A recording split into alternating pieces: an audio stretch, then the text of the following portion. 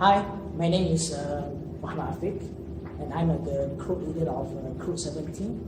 And today we would like to talk about the current market outlook of Malaysia oil and gas industry. So, before we started, I would like to introduce my crewmates, which is Saud, Adnan, Khairul Aiman, and Ruslan. The content of our video are introduction, market structure, export and import, downturn and recovery. So for the introduction of our video, I would like to give to the Saud.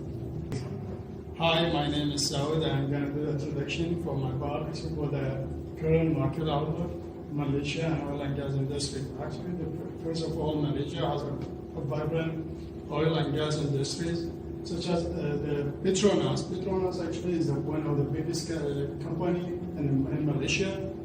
And also, Petronas has been about 69 biggest company in the world also. The revenues, the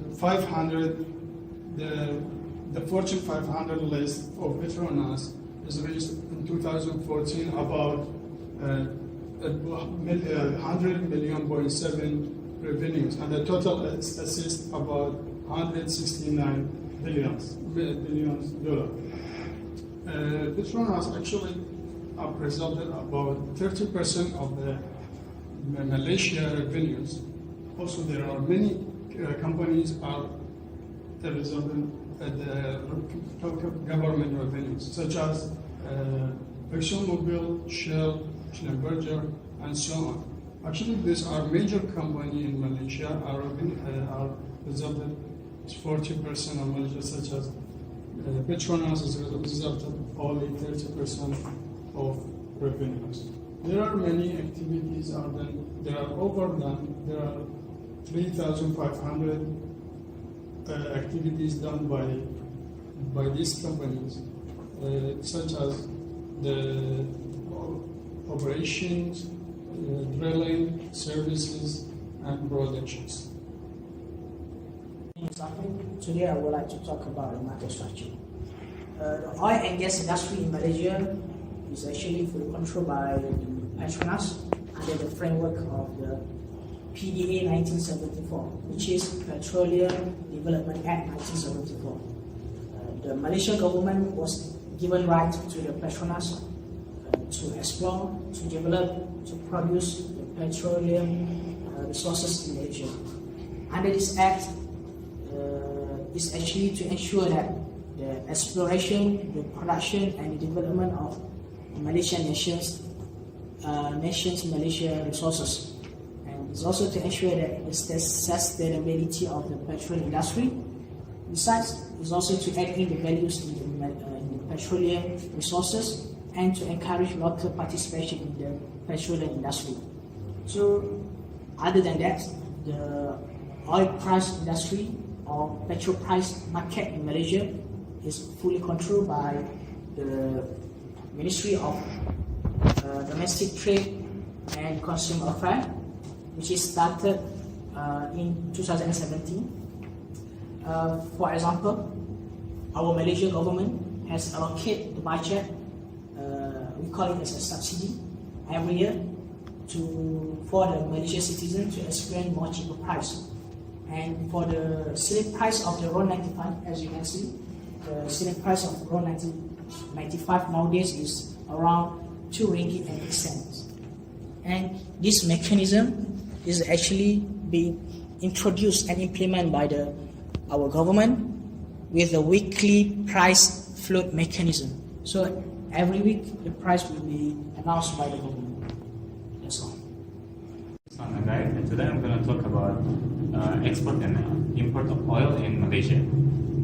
So to have a general look of the total amount of the import and export, I'd like to first show you the table of the data that presents from 2014 till 2017. So in this data we can see that the total amount of export and import was varying quite drastically. And we can see that in 2014, the amount of total export was around 202 million ton per year. with a total amount of import of 652 million per year. So here in this data, we can see that the total amount of import is usually much higher compared to the total amount of export. This can be explained that this imported oil is used for refinery processes. So this amount of export was suddenly decreased in 2015 to around 85 million ton per year. This has an explanation due to political situation in the world, especially the one major factor that's affected is a situation in Yemen, as the total amount of export from Saudi Arabia was cut off due to inability to access the port in Yemen. So this forced many other countries to decrease their amount of export, and this effect has a very negative effect on the Malaysian economy. As we can see, in 2015, the exchange rate between the ringgit and the USD has suddenly increased from 3.28 to 3.91. And then we can see that in 2016, the total amount of export has increased back to 155 million ton per year. But however, the situation was still not stable, as it can be explained that in 2016, the oversupply of oil has declined the performance of the oil plant, and the currency increased to 4.15. So back to 2015, even though the amount of export suddenly decreased, the total amount of import was still at a high number, and actually even increased to 674 million ton per year. So this means that Malaysia was buying more oil rather than selling the oil outside. So overall, the situation has been stabilizing from 2016 until 2017. So we can see that in 2017, the total amount of export has been increased, as well as the total amount of import. So to talk about the export, we can look at this graph.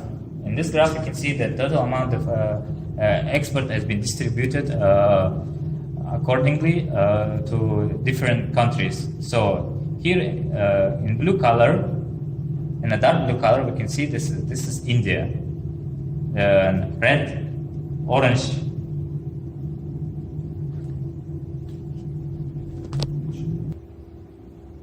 So, to have a more detailed look about the information about Malaysian crude oil exports, I'd like to pass it to my group mate, Adnan. He will talk about downturn in Malaysia. I'm Adnan. I'm going to explain like what Roslan told. I will explain more in detail about the Malaysia crude oil export. So as you can see, in January 2013, India export was less compared to the 2017, which shows a significant effect, and export was done to India, China, Indonesia, Australia, Thailand, and rest of the world. So now I will explain about my part, which is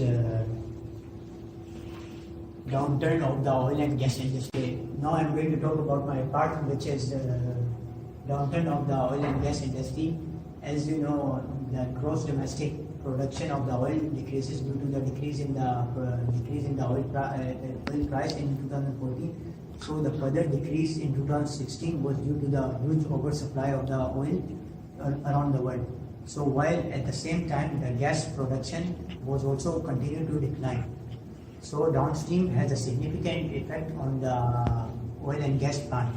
For example, the plant which was in Mirik, which was built in 2019, which was built in 1920, so were forced to downsize in a light of plummeting global oil price, which result in loss of their job for the workers, and this causes a crash to the oil and gas industry. Now, Khairul will explain about the recovery of the oil and gas industry. Ayman. Since my friend just now just talked about the downturn of petroleum industry in Malaysia, I will, and in the other hand, will talk about the recovery phase that we are facing right now. Since the global price of crude oil is increasing, Malaysia is, as in Petronas, is taking this opportunity to create as much profit as they can. So for now, and the past 5 years, if I'm not mistaken, Petronas has been developing a new complex at Johor, the very tip of Malaysia, which is the Pengerang Integrated Petroleum Complex. I've been there, and it was amazing because the place is very big.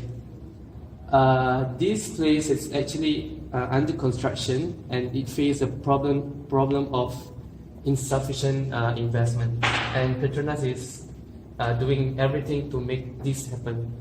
As well as in Peninsula, there's also a development in the Borneo side of Malaysia. In Sabah, there will be a ammonia urea plant, which will provide a refining process for this region.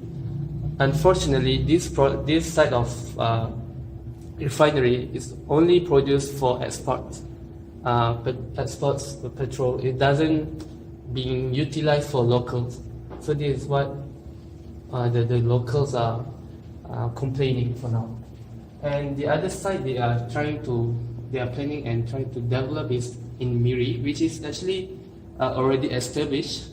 They only try to improve the current technology, but however this improvement does not really benefit the locals, which has been immersed in the petroleum industry for decades in Miri, because it is the